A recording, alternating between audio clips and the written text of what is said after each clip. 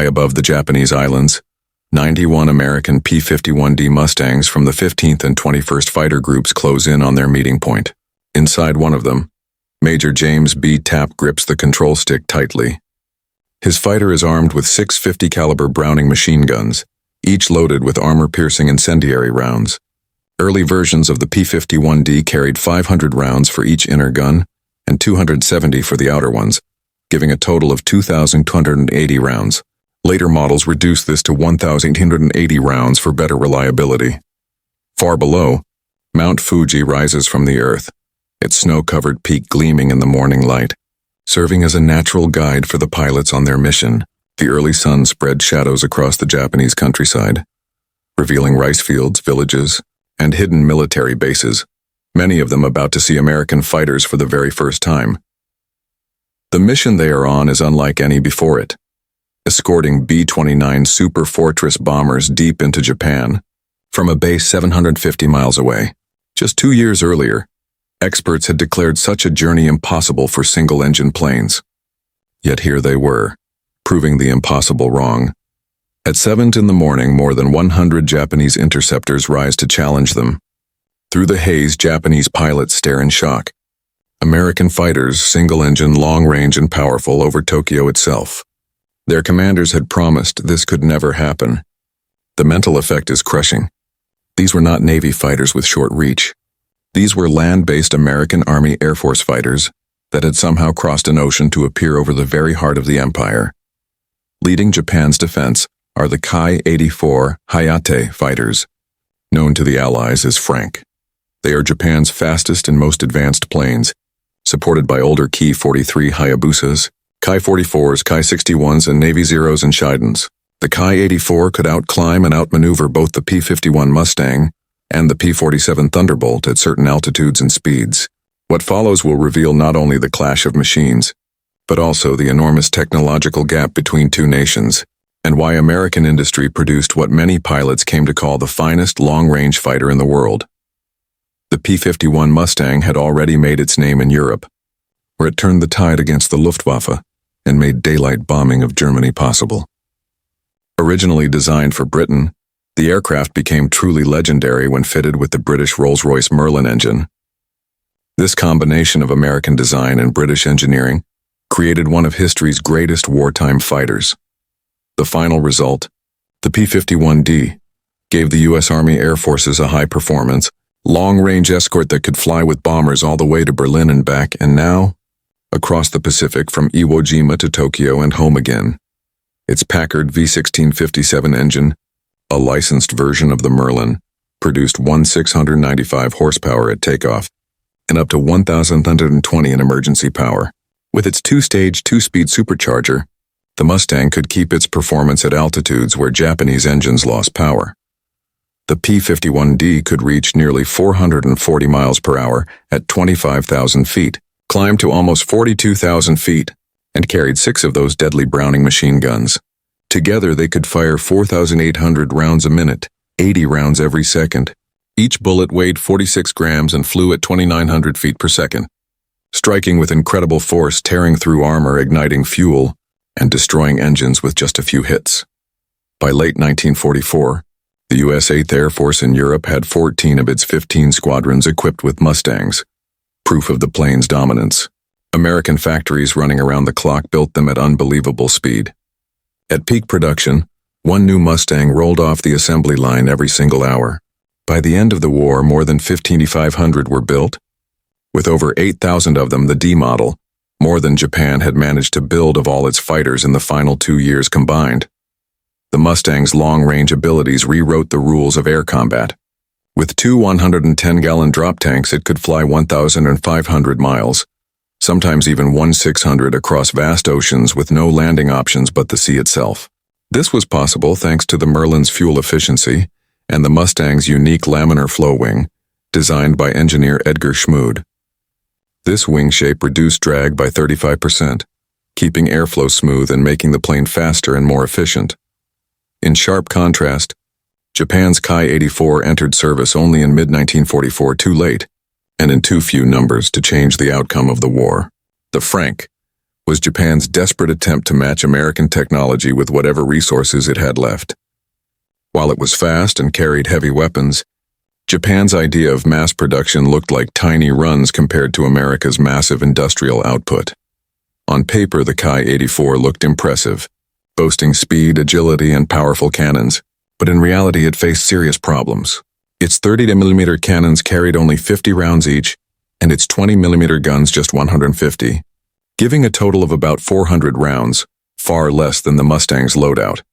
The plane's Nakajima Ha-45 engine was advanced for its time, but also unreliable. Built under poor wartime conditions with low-quality materials, it broke down often and required maintenance Japan could no longer provide.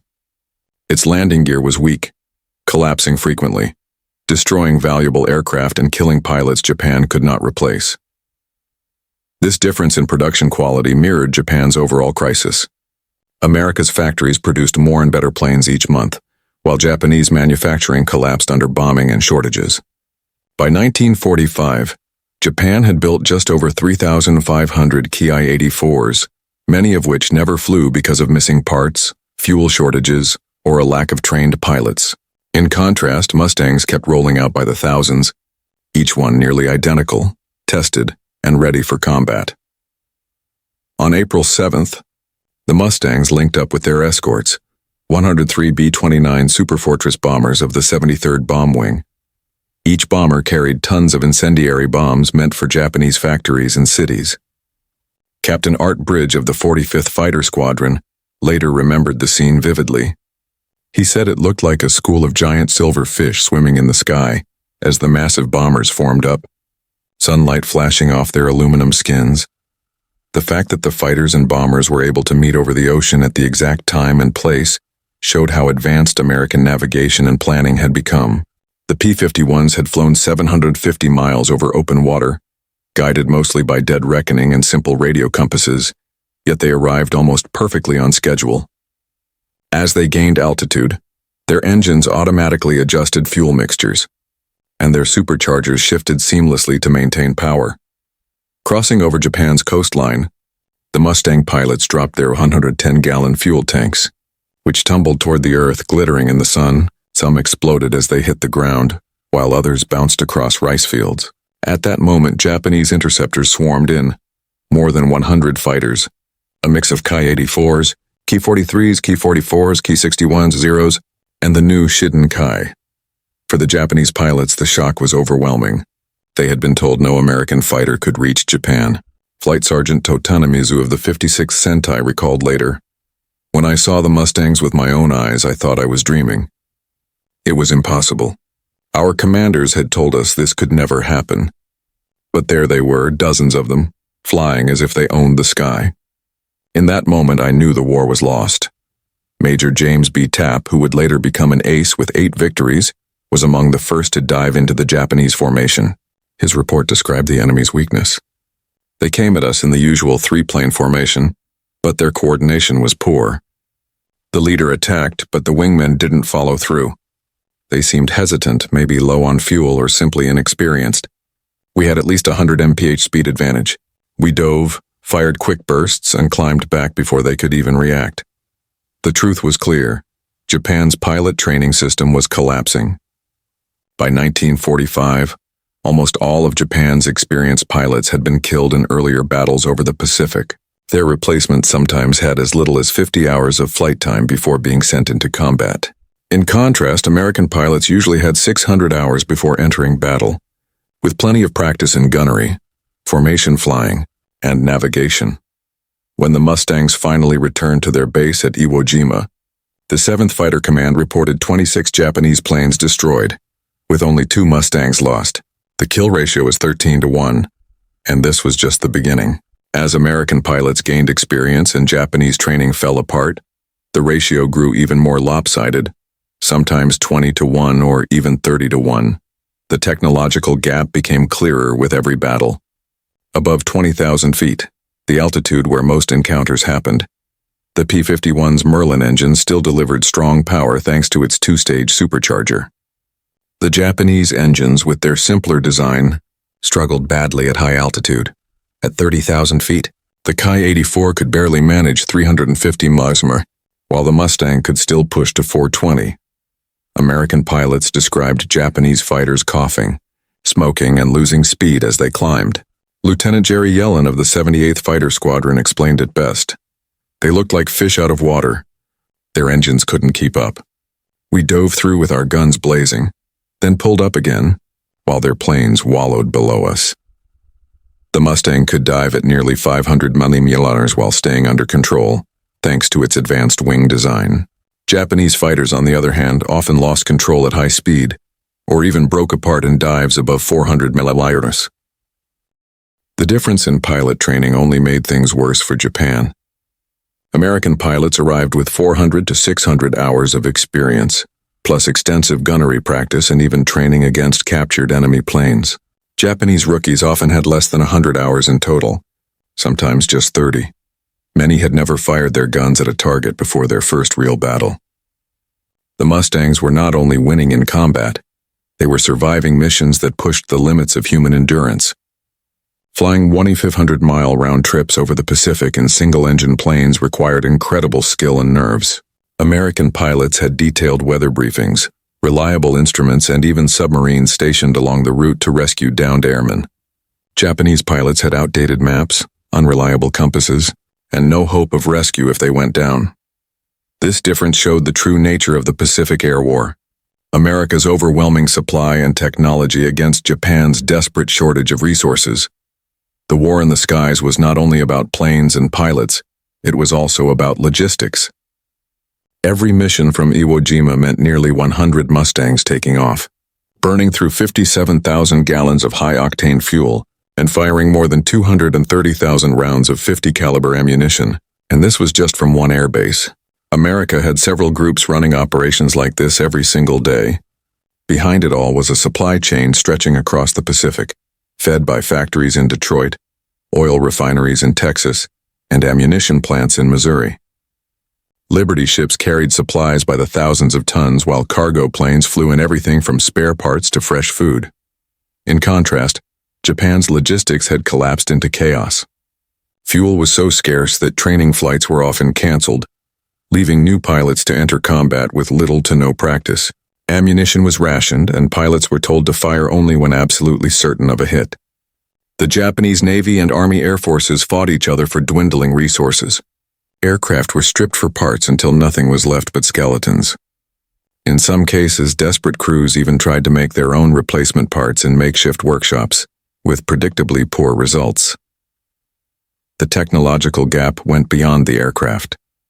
American pilots wore special suits that helped prevent blackouts during high-G maneuvers, and their oxygen systems worked reliably at altitudes above 30,000 feet. They communicated with clear VHF radios on multiple channels, carried life rafts with working radios, and even had survival kits with food, medicine, and fishing gear. Japanese pilots had none of this. Their radios often didn't work. Their oxygen systems failed at high altitude, and they had no pressure suits. In combat, many blacked out or suffered eye damage during sharp turns. Their parachutes and rafts, if they had them at all, were often faulty or poorly made. For them, each mission was flown with the grim expectation of never returning. Even nature itself sometimes became the deadliest enemy. On June 1, 1945, a day remembered by Mustang pilots as Black Friday, about 150 Mustangs on their way to Osaka flew into a massive storm system that weather forecasts had missed. Within minutes, 27 aircraft were gone, most of them not from enemy fire but from the storm. Pilots became lost in blinding clouds, collided with each other, or ran out of fuel while searching for clear skies. It was a brutal reminder that even the best technology could not always overcome nature. Still, for Japanese morale, the appearance of American fighters over Tokyo was the final blow. Captain Yoshio Yoshida, a Ki-84 pilot, later wrote in his diary, "Seeing Mustangs over the Imperial Palace crushed our confidence. We had been told the B-29s were helpless without escorts, that no fighter could reach Japan. Now Mustangs were strafing our airfields and shooting down our best pilots in broad daylight. Our leaders said we could still defend the Emperor. But the sight of those Mustangs told us the truth. The war was lost, we were only waiting to die." For American pilots, these missions were grueling tests of endurance. Major James Tapp later explained that the hardest part wasn't fighting enemy planes, but surviving the endless flights over the ocean. Pilots stayed strapped into their cockpits for 8 hours or more, unable to stand or stretch. They endured numb legs, aching backs, and the constant fear that one engine failure meant certain death in the open sea. Some relief tubes even froze at high altitude, leaving the pilots in complete discomfort for the entire mission. Despite the exhaustion, the Mustang itself was designed to give its pilots every possible advantage. Its bubble canopy offered 360-degree visibility, allowing pilots to spot enemies behind them.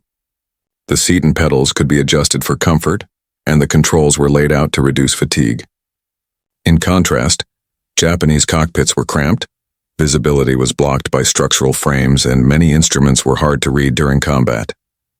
Even the placement of controls sometimes forced Japanese pilots to take their hands off the stick at critical moments. The difference in firepower was just as decisive. The Mustang's 6 machine guns, while less powerful on paper than the Ki-84's cannons, had 2 huge advantages: reliability and ammunition. American guns almost never jammed, and pilots carried nearly 1,900 rounds, far more than the 400 rounds available to Japanese fighters. This allowed Americans to take multiple shots, engage several targets, and still have ammunition left. Japanese pilots, with their limited supply, often had only a few seconds of firing time. Training made the gap even wider. American pilots had fired thousands of practice rounds, learning to judge distance, lead targets, and fire in short bursts. They practiced constantly, even in simulated dogfights, until shooting became second nature. Japanese rookies often entered combat without ever having fired at a moving target. Some had never fired their guns at all until their first real battle. By August 1945, Japanese resistance in the air was little more than a shadow. Fuel shortages kept most fighters grounded, and many of those that did fly were piloted by teenage boys with barely any training. The Mustangs of Iwo Jima shot down more than 200 Japanese planes in just a few months, 3/4 of all American victories in the Pacific during that time. But the real impact went far beyond dogfights. The presence of Mustangs over Japan allowed B-29s to bomb by day with deadly accuracy, crushing what remained of Japan's industry. Civilians saw American fighters strafing trains, sinking ships, and even flying over the Imperial Palace itself.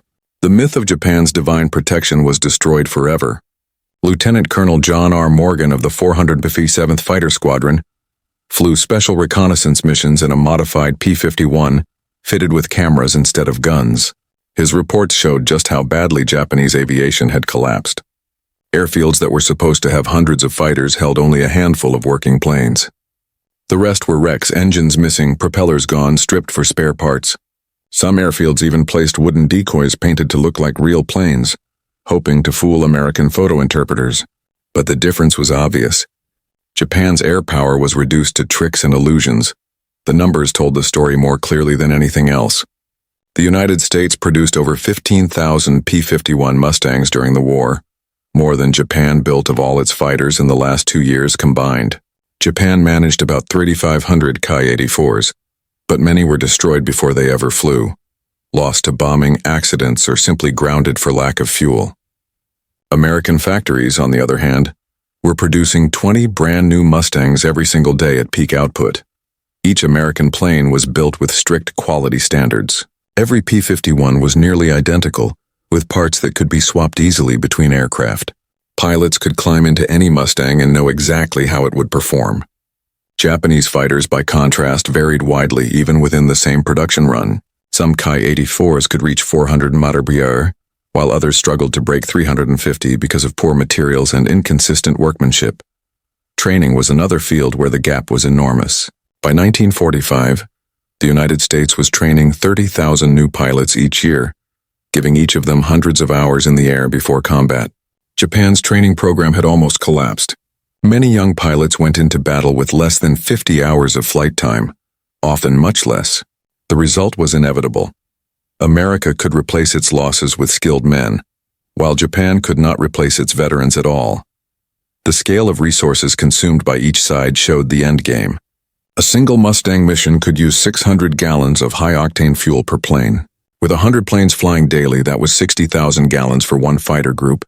American tankers could deliver millions of gallons each month, an endless river of fuel flowing across the Pacific. Japan, meanwhile, was trying to squeeze aviation fuel out of pine tree roots. It took 200 stumps to make a single gallon of low-quality fuel. By August 1945, the Japanese home islands had less than 200,000 gallons left. Barely enough for one last operation. The Mustang represented more than just speed or firepower. It showed America's philosophy of warfare. Mass production with strict quality control, constant improvements based on combat feedback, and powerful logistics to support it all. The P-51 could be refueled and rearmed in half an hour, ready to fly 2 missions a day if needed. Ground crews could change an engine in just 4 hours. Even serious battle damage could be repaired overnight, with spare parts flown in from the States. By contrast, the Ki-84 often sat grounded for weeks, waiting for parts that never arrived.